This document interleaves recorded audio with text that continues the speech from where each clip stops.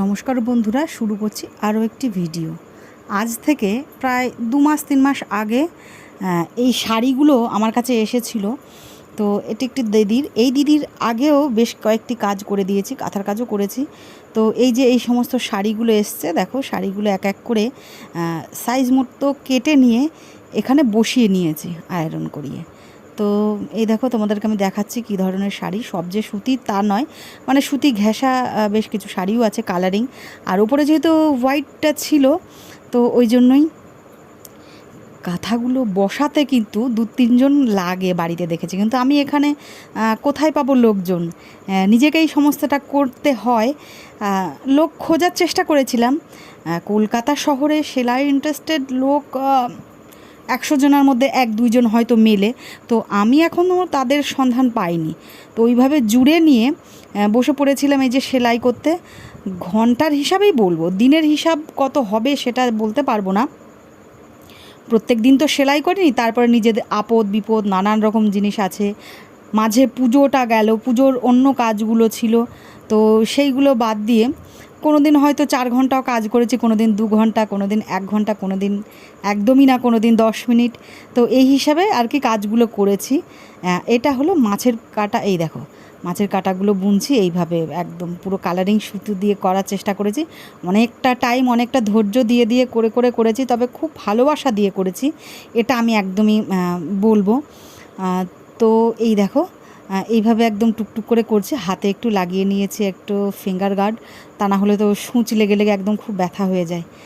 তো সারাদিন ঘরে একা থাকি, ভালোবাসা থেকেই সেলাইগুলো করা। আর সেলাই তো একদম যেন আমার রক্তে আছে, সেটাই আর কি। সারাক্ষণ এমনি এমনি কিন্তু টিভি দেখতে ভালো লাগে না, সামনে কিন্তু আমার টিভি চলছে, বুঝেছো। এই দেখো, এইভাবে আমি করেছি। কমপ্লিট হয়ে যাওয়ার পরে এটাকে পুরো আয়রন করে নিচ্ছি। আয়রন করলে সেলাইটাও বেশ ভালো বসে আর দেখতেও বেশ ভালো লাগে। তোমাদের তো একটু সুন্দর করে দেখাতে হবে। তো এই দেখো, মানে তোমাদেরকে আমি দেখাচ্ছি, দাঁড়াও। তোমরা অবশ্যই কমেন্টস করে বলবে কেমন লাগলো। এগুলো কিন্তু পুরাতন ছেঁড়া ফাটা শাড়ি দিয়ে কিন্তু করা শাড়ি আছে। তারপরে এই ওপরেরটা ধুতি কাপড় আছে, ঠিক আছে।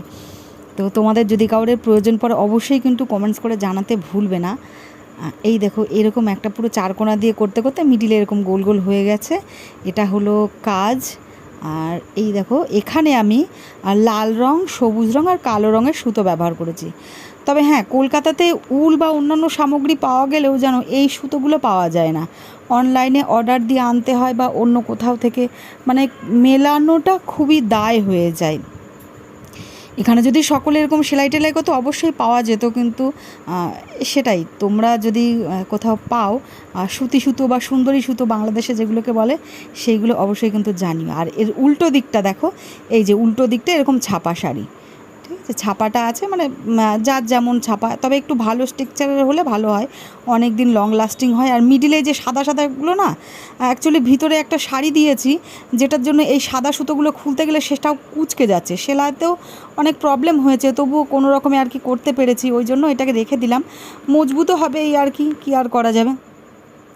তো এটা হলো, আর এটাতে একটা কভার লাগিয়ে এবার আমি ডেলিভারি করে দেবো। কেমন হলো অবশ্যই কিন্তু বলো তোমরা। আর সকলে খুব খুব ভালো থেকো। দেখা হবে নতুন ভিডিও নিয়ে, ততক্ষণের জন্য টাটা।